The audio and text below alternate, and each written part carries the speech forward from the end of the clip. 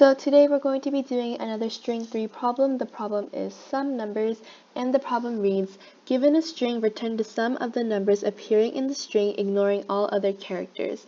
A number is a series of one or more digit characters in a row. Note, character.isDigit char tests if a character is one of the charts 0, 1 through 9. Integer.parseInt string converts a string into an integer. So for this first example, the output is 123 because the only integer in here is 123. For the second example, the output is 44 because 11 plus 33 is 44. And for the last one, the output is 18 because 7 plus 11 is 18. So for this problem, I'm going to have a couple of variables. First, I want to create an integer length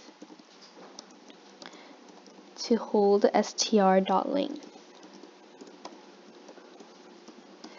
Then I want to have an integer sum that we will output at the end of the program, and string temp to hold some strings temporarily. So for this program, I'm going to run a for loop.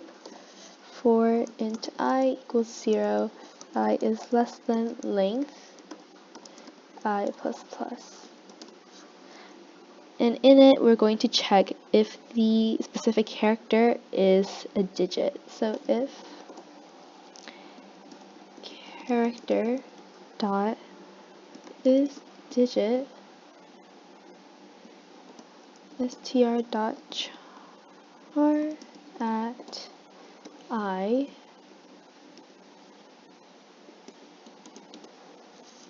then we check if I is less than length minus 1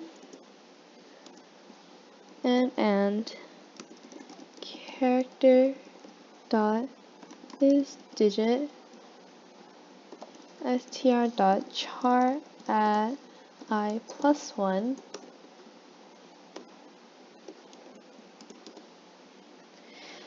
then temp plus equals str dot char at I. Now else